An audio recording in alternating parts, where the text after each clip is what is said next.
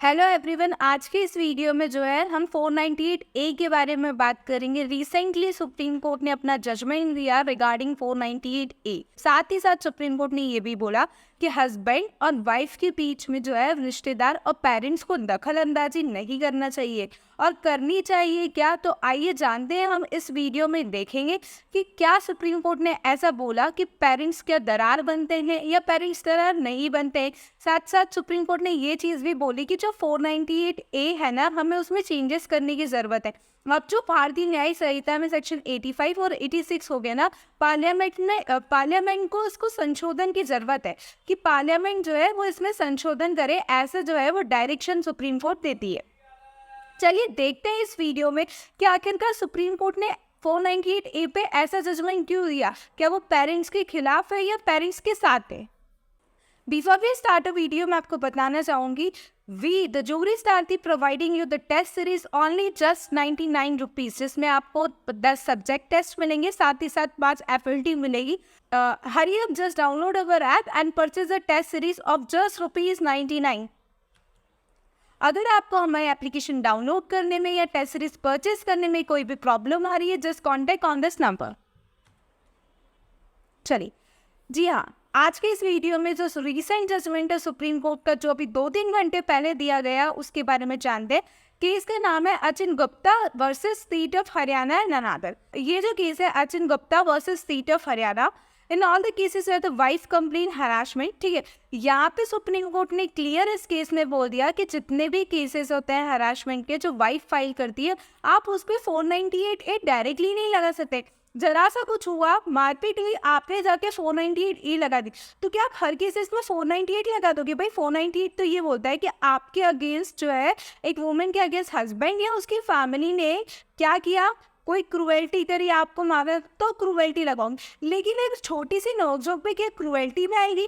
तो यहाँ पे सुप्रीम कोर्ट ने क्लियर बोल दिया कि every matrimonial conduct which causes annoyance to the other, अगर एक दूसरे को ऐसा मैट्रिमोनियल कंडक्ट जहाँ पे कोई अनोयंस हो रही है या कोई प्रॉब्लम फेस हो रही है, ठीक है, तो वो क्या होगा, वो जो है वो मैट्रिमोनियल, वो एवरी मैट्रिमोनियल कंडक्ट जहाँ पे अनोयंस हो रही है या कोई परेशानी हो रही है या छोटी मोटी नोकझोंक हो रही है, वो क्रुएल्टी के अंडर नहीं आएगी।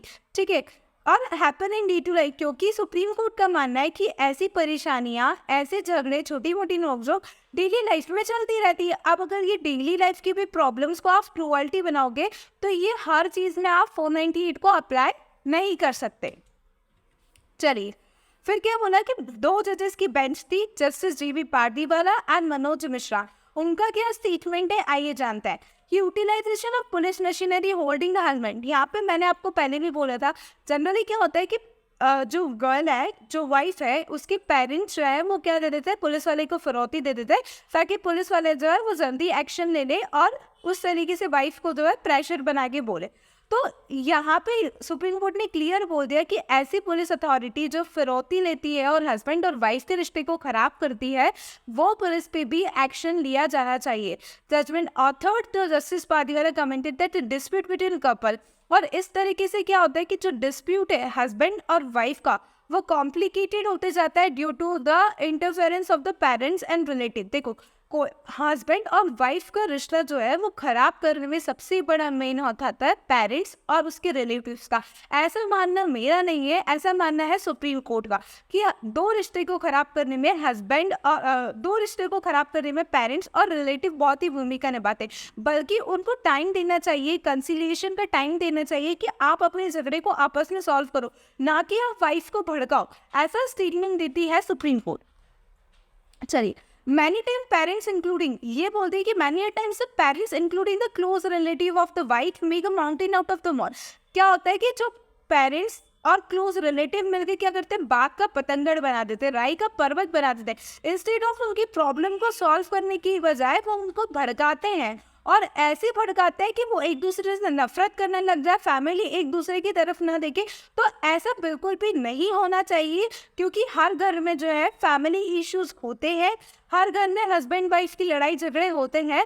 तो आप लड़ाई झगड़े को बड़ा ना बनाए, ऐसा सुप्रीम कोर्ट बोलती है। Either due to ignorance bring about the complete destruction, क्योंकि इससे क्या हो रहा है कि उन दोनों की मैरिज जो एक पवित्र मानी जाती है, वो पूरा रिश्ता जो है वो डिस्ट्रॉय हो जाता है, पूरे रिश्ते की कोई नींव नहीं बचती।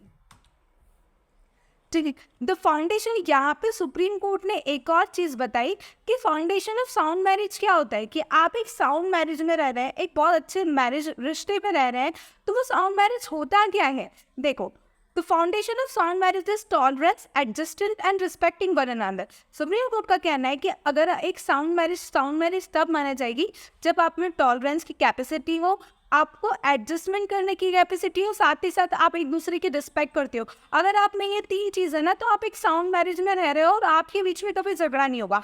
Tolerance to each other fall to certain bearable extent. ठीक है, आप एक दूसरे को रिश्ते, छोटी छोटी चीज़ों को अगर टॉलरेट कर रहे हो ना, तो फिर आपके रिश्ते में बड़ी कड़वाहट पैदा नहीं होगी।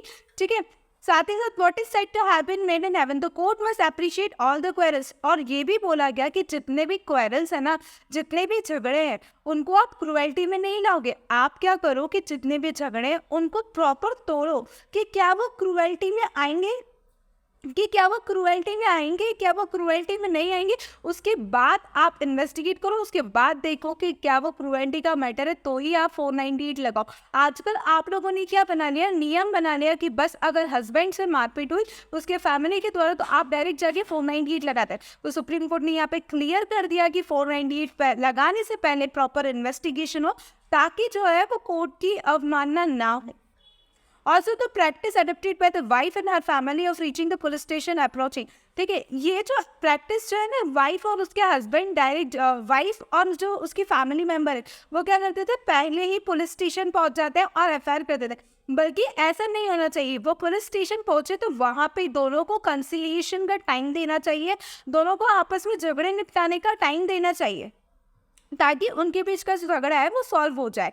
ठीक है, a person is made to be face a criminal trial. Generally court क्या बोल रही है कि आप क्या करते हो, आपने क्रूएल्टी का ऑफेंस बोल दिया, भले वो गिल्टी हो या नहीं हो, हम क्या करते थे, उसको क्रिमिनल ट्रायल में लेके जाते हैं, सारे एलिगेशंस लगा देते हैं और एलिगेशंस, और उसी के बेसिस पे उसको उसका क्रिमिनल कंडक्ट के बेसिस पे उसको चार्ज किया जाता है। बट इससे क्या होगा कि हम एक जो है बेगुनाह को सजा दे रहे, और ये क्या हो रहा है, abuse is the process of a court की प्रोसेस में ऐसा है ही नहीं। The court has duty subject to the allegation. Court ने ये बोला कि हमारी ड्यूटी है कि जो एलिगेशंस लगे हैं उसको प्रूव करवाना, उसके बाद उसको पनिशमेंट देना और उसकी तह तक जाना। ठीक है, whether they are made with the sole objective of involving individual in criminal. भले उनका सोल ऑब्जेक्टिव ये हो कि एक्यूज को क्रिमिनल चार्ज करो, लेकिन प्रॉपर इन्वेस्टिगेशन होना चाहिए। ठीक है, तभी उसको जो है चार्ज किया जाना चाहिए। तो यहाँ पे सुप्रीम कोर्ट ने 482 का पावर यूज़ किया था और ये बोला था कि हम जो है, जो हस्बैंड है उसकी जो है पिटीशन है, उसकी एफआईआर को रिजेक्ट नहीं करेंगे और उसकी चार्जशीट को भी हम सुनेंगे। तो ये था पूरा केस अचिन सिंह, ये तो पूरा केस था अचिन सिंह वाला। और यहाँ पे सुप्रीम कोर्ट ने क्लियर बोल दिया कि 2 हस्बैंड और वाइफ के बीच में जो है पेरेंट्स को अपना आतंकवादी वाला रूप नहीं बताना चाहिए।